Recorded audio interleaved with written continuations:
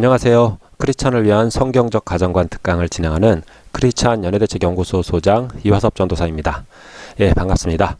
오늘도 하나님 나라의 행복한 가정 만들기를 위해서 성경 말씀을 나눠보는 시간을 갖도록 하겠습니다. 오늘은 제가 성경적 성교육 사역, 성경적 연예대책, 성경적 가정관을 전하는 이 사역에 있어서 핵심 사항을 정리해 드리려고 합니다. 그 제목으로는 성과 가정과 하나님의 나라에 관한 부분인데요. 성과 가정과 하나님의 나라에 대한 3단계 구조를 보면 성경적으로 이러한 관점, 이러한 관계가 있기 때문에 성경적 성교육, 성경적 연예대책에는 이런 내용이 성경적으로 핵심이 되는 중요한 내용이겠구나, 이렇게 볼 수 있겠습니다. 예, 하나님 나라에 그 어떤 관련이 있는지, 성과 가정에 대해서 그 내용을 성경 말씀으로 보기 전에 진리를 알지니 진리가 너희를 자유롭게 하리라 는 말씀을 잠시 보겠습니다.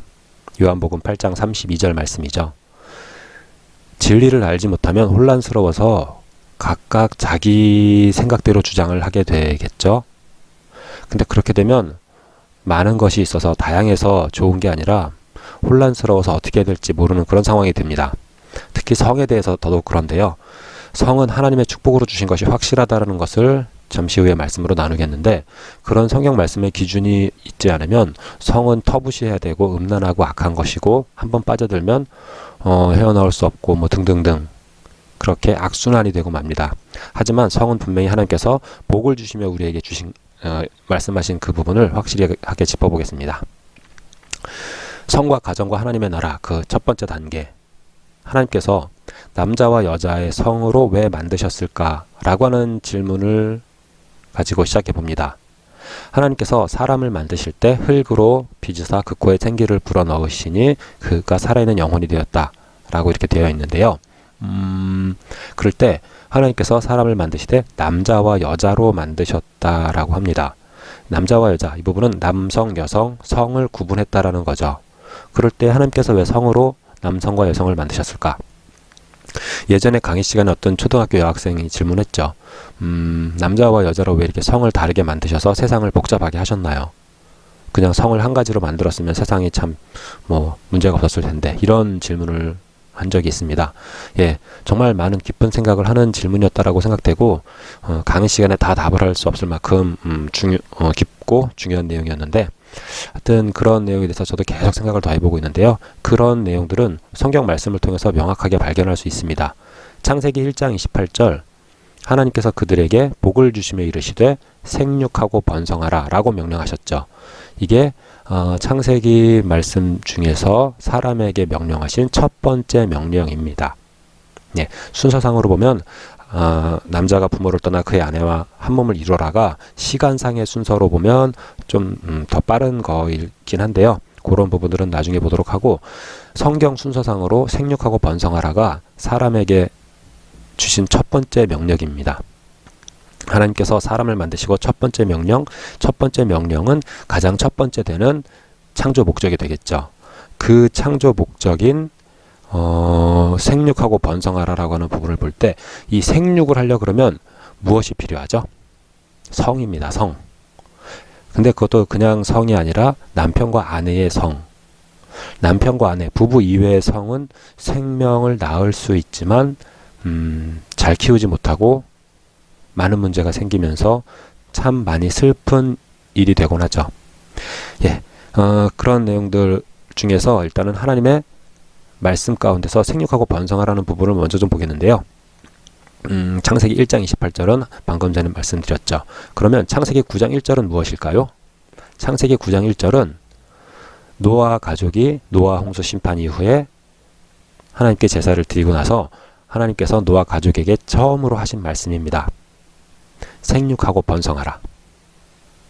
노아 가족에게도 다시 새로운 인류가 시작될 때 하나님께서는 생육하고 번성하라는 말씀으로 첫 번째 명령을 하셨습니다. 그리고 이제 35장 11절을 가보면 35장 11절은 무슨 내용일까요? 누구에 대한 내용일까요? 야곱입니다. 야곱이 형 에서를 피해서 삼촌 라반 집에 가 있다가 20년 만에 다시 돌아오다가 베델이라는 곳에서 잠을 자고 잠시 머무르게 되죠. 그럴 때 그때 하나님께서 야곱에게 나타나셔서 내가 너를 더 이상 야곱이라고 부르지 아니하리라, 내가 너를 이스라엘이라고 부르리라 라고 말씀하시면서 이스라엘 민족의 조상이 되도록 했죠. 근데 그리고 나서 바로 이어지는 말씀이 생육하고 번성하라, 많은 민족이 네 허리에서 나오리라 라고 말씀하셨어요. 생육하고 번성하라는 이 명령은, 이 말씀은 아담과 하와에게 그냥 한번 지나가는 말씀이 아니고 노아에게, 야곱에게, 그리고 아브라함이랑 이삭에게도 하늘의 별처럼 바다의 모래처럼 네 후손들이 많아지리라 라고 말씀하시는데, 이것도 같은 맥락이죠. 그래서 이 중요한 아브라함, 이삭, 야곱, 노아, 아담 모두에게 생육하고 번성하라는 명령이 그들에게 주어지는 지상명령 제1번이었음을 볼 수 있습니다. 성을 왜 만드셨는가에 대한 질문 답 하나 나왔죠. 생육하고 번성하기 위해서. 그렇다면 생육하고 번성하는 그야말로 종족 번식을 위해서 성을 사람에게 주신 것인가? 그럼 우리가 짐승이랑 다른 게 뭘까? 그렇지 않다라는 부분이 창세기 2장 24절에 명확하게 나옵니다.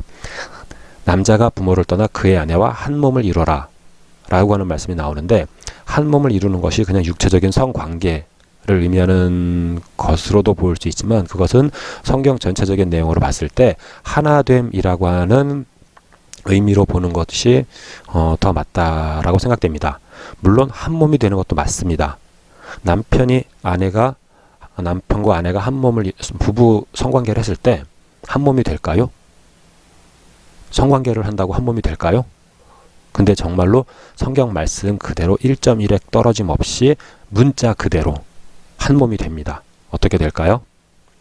남자 몸에서 나오는 정자가 아내의 몸의 난자를 만나서 하나의 세포가 됩니다.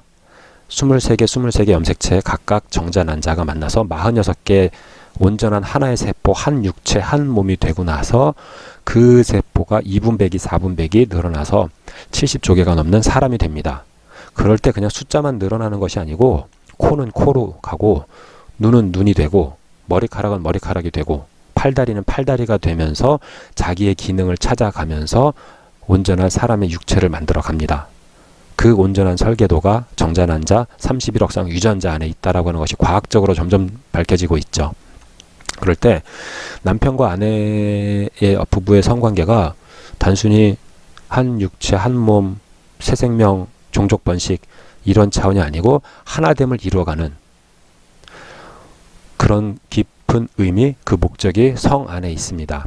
남성과 여성 둘로 만들었기 때문에 그 남성과 여성이 남편과 아내가 되어서 한 몸, 한 육체, 한 생명이 될 수 있는 거죠. 둘이었기 때문에 하나가 될 수 있는 거죠. 이 부분은 사실은 요한복음 17장 21, 23절 등등에서 보면 이 요한복음 17장 21절, 23절은 예수님께서 십자가를 지시기 전 마지막으로 기도하시는 부분이죠. 그럴 때 아버지가 내 안에, 내가 아버지 안에 있음을, 그리고 17장 11절에는 아버지와 내가 하나인 것처럼 저들도 하나가 되게 하여 주시옵소서 등등등의 말씀이 나오면서 하나님과 성령님과 예수님이 하나됨을 이루는 것처럼 우리도 하나됨을 이루도록 기도를 하십니다. 하나님께서 그렇게 남자와 여자의 성을 만드신 것은 하나됨을 누리고 체험해 보라고 하시는 말씀이다라고 생각해 볼 수 있고요. 이사야서 62장 5절 말씀에 보면 신랑이 신부를 기뻐하는 것처럼 내가 너를 기뻐하노라 라는 말씀인데요. 신랑이 신부를 기뻐하는 것, 그것이 얼마나 대단한 것인지 사실 우리 상상하기 힘들지만 결혼해보면 알 수 있어요.